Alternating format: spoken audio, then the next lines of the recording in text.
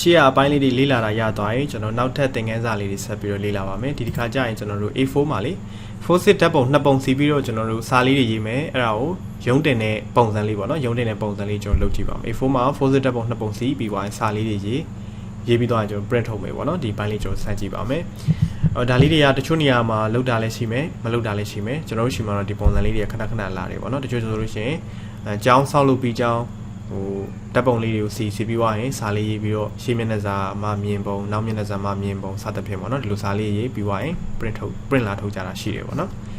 အဲ့တော့ရိုးရိုးစာရွက်နဲ့ထုတ်တာဖြစ်တဲ့အတွက်အဲ့ကောင်ကျတော့တစ်ရက်ကို400ယူလို့ရပါတယ်နော်400သို့မဟုတ်900ပေါ့နော်အဲ့တော့ A4 ကိုလည်းဒီစေးသားအယောင်နဲ့ထုတ်မယ်ဆိုလို့ရှိရင်80 gram လိုမျိုးစာရွက်အသားထူတဲ့ဟာလေးနဲ့ကျွန်တော်ထုတ်ပြီပေါ့နော်အဲ့ဒါဆိုရင်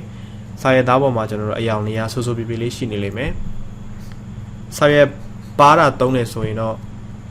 စေးသားတွေမှိန်နေတာတို့ဟိုတားကြီးနက်သွားတာတို့ဘာလို့ဖြစ်တတ်တယ်ပေါ့နော်စေးကဟိုစာရွက်ပါလို့ရှိရင်မှင်ကအရေးဖြစ်တဲ့အတွက်ဆုတ်သွားတာမျိုးဖြစ်တတ်ပါတယ်အဲ့တော့ဟိုအယောင်နဲ့ထုတ်မဲ့ဟာတွေရှိတယ်ဆိုလို့ရှိရင်ကျွန်တော်တို့ A4 စာရွက်ကို80 gram သုံးပါနော်80 gram ဆိုတော့နည်းနည်းထူပါတယ်ပုံမှန်ထက်ပိုပြီးတော့ထူပါတယ်ပုံမှန်ကျွန်တော်တို့မိတ်လူဆွဲတဲ့စာရွက်က80 gram သုံးပါတယ်အဲ့တော့ဟိုပိုပြီးထူတာလေးသုံးရင်80 gram သုံးပါနော်ဒီထက်ထူတာလေးရှိချင်းရှိပါလိမ့်မယ်ထူတာလေးသုံးပေးပါဟုတ်ပြီနော်ဒါလေးကျွန်တော်စမ်းကြည့်မယ်အဲ့ 4 sit ဓာတ်ပုံ2ပုံစီထည့်မယ်ဆိုတော့ဒီ cycle လေးကတော့ရတယ် A4 မှာ4ပုံစီမယ်ဆိုလို့ရှိရင်တော့4လက်မှာ9တက်မှာ9လက်မှာ site ပဲကျွန်တော်ထည့်လို့ရပါမယ်နော်โอเคကျွန်တော်လေ့ကျင့်မှုတဲ့ပုံလေးတွေလည်းကျွန်တော်ပေးထားပါတယ်6ပုံရှိရပေါ့နော်ဒါအကြောင်းပုံလေးတွေပါကြိုက်တဲ့ပုံလေးတွေကိုရှိဟိုပုံကတော့ကိုရှိအမျိုးစုံလာမှာပေါ့နော်သဘောတရားလေးတည်တာရပါပြီအဲ့တော့ပုံ6ပုံစလုံးဆက်လက်ပေးပြီးတော့ကျွန်တော် Photoshop လေးကိုဆွဲထည့်လိုက်ပါမယ်ဒါလေးတွေကိုအရင်ဆုံး site ဖြတ်မယ်နော်အဲ့တော့များသောအားဖြင့်ဒီ A4 မှာ2ပုံစီရဲ့အခါမှာပုံလေးတွေကလေဘေးတိုက်ဖြစ်နေရဖို့ဘေးတိုက်ဖြစ်နေရပါမယ်အထောင်ဆိုလို့ရှိရင်ကျွန်တော်တို့တိတ်အဆင်မပြေတော့အထောင်ဆိုရင် A4 ကိုကတ်လိုက်ကျွန်တော်တို့ထည့်ပေးရတာတွေရှိတယ်ပေါ့နော်ဒါတော့အဆင်ပြေတယ်လို့ထည့်ပေးပါဘေးတိုက်ပုံကတော့ပို့ပြီးတော့အဆင်ပြေတယ်ဟုတ်ပြီနော်တချို့ကျတော့အထောင်တစ်ပုံအလဲတစ်ပုံဆိုရင်အသိအဆင်မပြေ A4 ကမကားတော့ဘူးပေါ့နော်အဲ့ကကြရင်ကိုကလေးတေချာပြောပါဟိုအဲ့လိုမျိုးဒီလိုမျိုး A4 မှာ2ပုံထည့်ပြီးတော့ဟိုရုံးတင်တဲ့ပုံစံလေးလုပ်ချင်တယ်ဆိုရင်ဖုန်းလေးနဲ့ဘေးတိုက်လေးရိုက်လာခိုင်းလိုက်ပေါ့နော်အဲ့ဒါဆိုကျွန်တော်ဖြတ်ကားတာလည်းလွယ်တယ်စီရတာလည်းအဆင်ပြေတယ်ပေါ့နော်အဲ့ကျွန်တော်ဖြတ်မယ်ဆိုတော့ crop to C ကိုနှိပ်မယ်ပြီးတော့ရင်6လက်မှာနော်အကျယ်က6လက်မှာအမြင့်က4လက်မှာresolution 300ပါပြီးတော့ရင်နေရာလေးချပါနော်အဲ့တော့ဒီ CC version အောက်ဖက်ဒီ version နေဆိုလို့ရှိရင် crop to ယူပြီးတော့လည်း site လေးချိုးပြီးတော့ရင် down ပြက်လေးဆွဲပြီးနော် down 2 လေးကိုယူပြီးတော့ down ပြက်လေးဆွဲအဲ့တော့မှဒီလို frame လေးပေါ်တာ CC version ကတခါတည်း frame လေးတန်းပေးထားတယ်ပို့ပြီးတော့ဆင်ပေးတာပေါ့နော်အဲ့တော့ကိုလိုချင်တဲ့နေရာလေးကိုအဓိကဟာလေးတွေပါနေရာချပါပြီးတော့ enter ခောက်ပါတပုံရသွားပြီနော်ပြီးတော့ control tab ကိုပင်တို့လည်းဖြတ်မယ် site ကတည်းကချိုးထားပြီးသား crop to လည်းယူထားပြီးသားဆိုတော့ဒီမှာယာပေးထားတယ်အဲ့တော့ကိုကြိုက်တဲ့နေရာလေးကိုရွှေ့လာပါရပြီဆိုကျွန်တော် enter ခောက်ပါဒီ control tab okay ရပြီ crop enter ခောက် control tab enter ခောက်နော် CC version ကအခုလို frame လေးပေးထားတော့ပို့ပြီးတော့ဆင်ပြေတယ်နော် control tab okay ဒါလေးရတယ် enter ခောက်မယ် control tab enter ခောက်မယ်နော် control tab okay ဒါအားလုံးပြီးသွားရင် move tool လေးပြန်ယူမယ် keyboard ကနေ V ကိုနှိပ်ပါပြီးတော့ file နဲ့ new ခေါ်ပါကျွန်တော် A4 site လေးယူမယ်နော် international paper ထားမယ် A4 ထားမယ်ပြီးဒီမှာ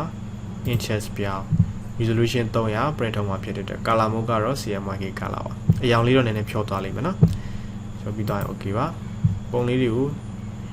ဒီ file လေးကျွန်တော်အောက်ကိုဆွဲချလိုက်မယ်နော်ဒီပုံလေးဆွဲထည့်ပြီးတော့ရင်ဒါလေးပြန်ပိတ်လိုက်တော့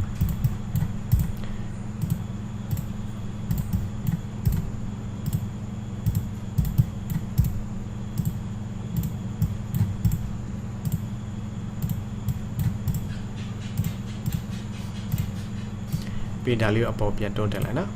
okay control 0နှိပ်ထားမယ်ပြီးတော့လို့ရှိရင် layer တစ်ခုလေးကိုပေါ်ထားလိုက်ကျန်တာဒီခဏဖြောက်ထားလိုက်နော်ဒါရှိမျက်နှာစာ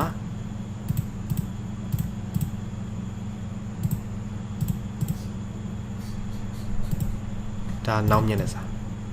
ဒါဟိုအတိအကျတော့မဟုတ်နော်ကျွန်တော်ပုံလေးလွဲကောင်းလွဲပါလိမ့်မယ်နမူနာလေးပြခြင်းလို့အဲ့တော့အရင်ဆုံးပထမဆုံးပုံတစ်ခုကို နေရာလေးချလိုက်ပါပေါ်မှာလဲစာရေးအောင်နော်ဒီကြားထဲမှာစာရေးမယ်ပေါ်မှာခေါင်းစဉ်တက်မယ်ဒီမှာလဲစာရေးမယ် sorry ဒီအောက်မှာရေးမယ်နော်အောက်ဘက်မှာပဲကျွန်တော်ရေးလိုက်တော့ okay အဲ့တော့တခါတည်းဟို group ဖွဲ့မှာဆိုတော့လေအလင်းမောင်ချိန်သိနေတာရှိရဆိုရင်အလင်းမောင်လေးချိန်ပါနော်ကျွန်တော် level ပဲကစားပေးလိုက်ပါမယ်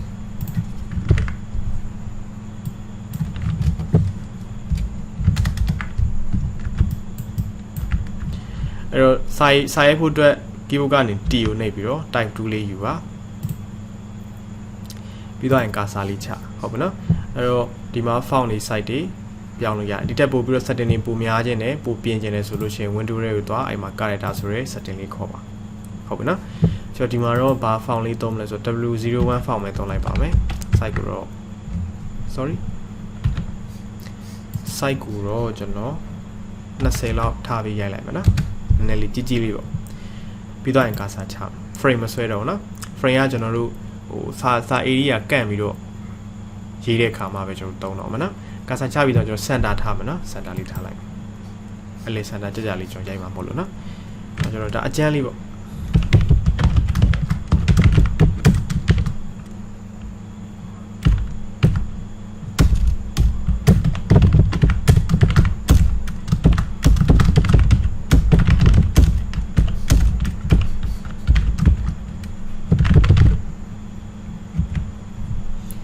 အဲ့တော့ဟိုဒါလေးကိုနေရာရွှေ့မယ်ဆိုလို့ရှိရင် control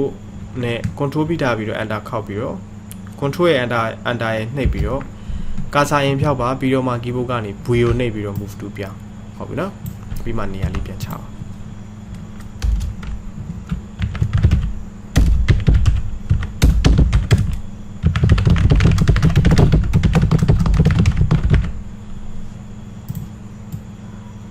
shortcut မသုံးရင်တန်းနှိပ်လိုက်လည်းရတယ်နော်ဒီကောင် font ပြောင်းခြင်းလည်းရတယ်ဒီ font မကြိုက်ရင် W19 ပေါ့ဒီလိုမျိုးသွားလို့ရတယ် site ကတော့ကိုလိုသလိုချုံချဲလုပ်ပေးပါနော်တကယ်လို့နှစ်ကြောင်းနေပါရေးတယ်ဆိုရင်ဒါတော့နှစ်ကြောင်းရေးလိုက်တယ်အဲ့စာတစ်ကြောင်းနဲ့တစ်ကြောင်းကတ်နေ select all ပေးလိုက်နော် control A ကာစာချပြီး control A နဲ့ select all ပေးမယ်ပြီးတော့ဒီ guide panel မှာဒီဟာလေးရှိတယ် line spacing ပေါ့နော် leading လို့လည်းခေါ်မှာပေါ့အဲ့မှာကိုကြိုက်တဲ့လောက်တန်မိုးလေးသွားထည့်ပါ25ဆိုရင်အဆင်ပြေမလား20ဆိုအဆင်ပြေမလား30ဆိုအဆင်ပြေမလားကိုကြိုက်တဲ့လောက်ထားပေးပါနော်ခုလောဆယ်25နဲ့အဆင်ပြေမယ်ထင်တယ်အဲ့ဒါခောက်ပါရပါနော်ပြီးတော့ move to ခဏပြန်ထားမယ်ပြီးတော့ဒီအောက်မှာစာလေးရေးမယ်အဲ့တော့ type 2လေးပြန်ယူမှာဖြစ်တဲ့ keyboard ကနေ T ကိုနဲ့တစ်ချက်နဲ့ကာစာလေးချနော်ကျွန်တော်ဒီမှာ font လေးပြောင်းလိုက်တော့မယ် W01 size ကို20နဲ့ရိုက်မယ်အဲ့မှာကျွန်တော်ဗာရေးမလဲဆိုတော့ရှင်းမျက်နှာစာမှာ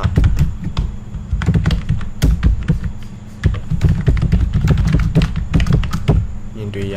ဟုတ်ပြီနော် control enter ခောက်ပြီးတော့ကာစာလေးဖြောင်းပြီး keyboard က V ကိုနှိပ်ပြီးတော့ move to လေးပြောင်းနေရချပါနော်ပြီးတော့ရင် type 2 T ကိုပြန်ခေါ်ကာစာလေးချပြီးစာရိုက်လို့ရပြီ font မပြောင်းအောင်ဒီတစ်ခါထပ်ပြောင်းပြီနော်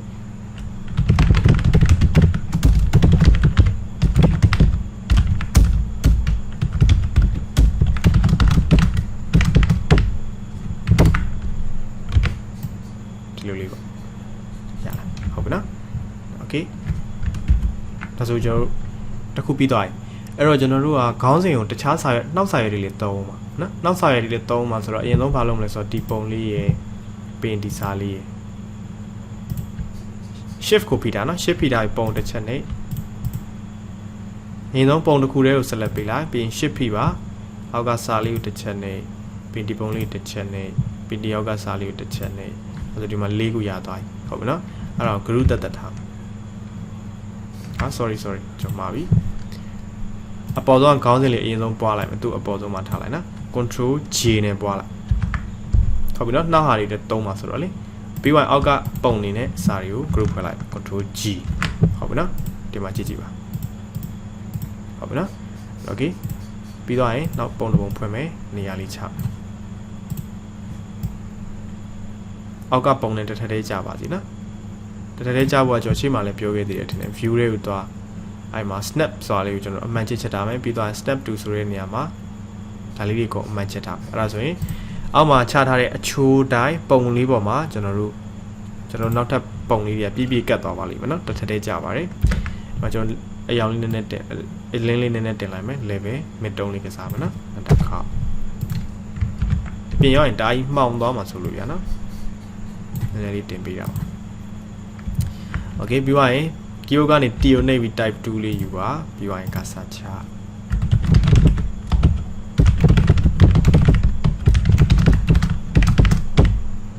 font လေးပြောင်းလိုက်မှာနော် W01 မှာ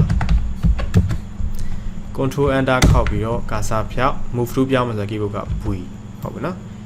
ဒီမှာချမယ်တော့လေနောက်ထပ် cursor မချခြင်းလည်းရဒီစာလေးကို order ဖိထားပြီးတော့ပွားလိုက်လို့ရတယ် order ဖိထားပြီးဒီစာလေးကိုအောက်ကိုပွားလိုက်နော်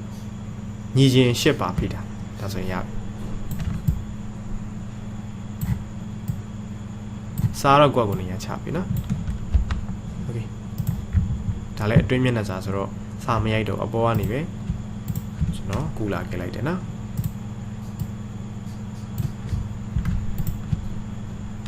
ဒါဆိုရသွားပြီ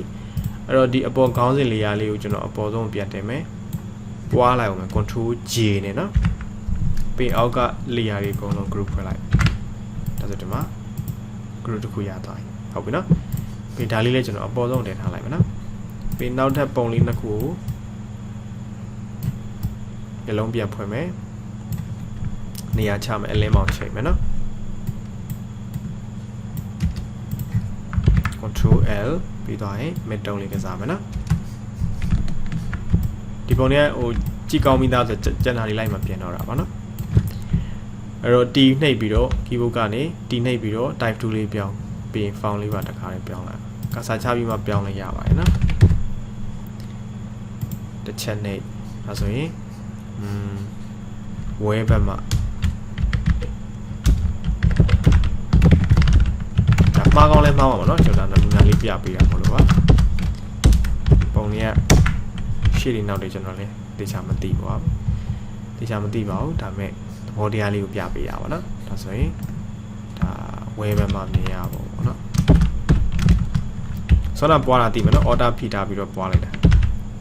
โอเคဒါလေးပါပဲအားလုံးပြီးသွားရင် group ဖွဲ့ပါ group ဖွဲ့တာရမှာနော်အပေါ်ဆုံး layer လေးတစ်ချက်နဲ့ shift ကိုပြီးအောက်ဆုံး layer လေးတစ်ချက်နဲ့သူ့ရဲ့ layer တွေဟုတ်မဟုတ်လဲတစ်ချက်ပြန်စစ်ပေးဦးနော်တန်းပြီးတော့ဟိုရှိသမျှ layer တွေသွား select ပြီး control G လဲဟိုသွားမနေသေးနဲ့ပေါ့နော်ကျွန်တော် control G ဒီမှာတော့ layer တွေအားလုံးမှန်နေတာဖြစ်တဲ့အတွက် control G ကိုနှိပ်လိုက်ဟုတ်မဟုတ်သိချင်မျက်လုံးလေးဖွင့်ပိတ်လုပ်ကြည့်ပါနော်print ထုတ်တဲ့အခါမှာပထမဆုံး group ကိုမျက်လုံးဖွင့် print ထုတ်ဒုတိယ group ကိုမျက်လုံးဖွင့် group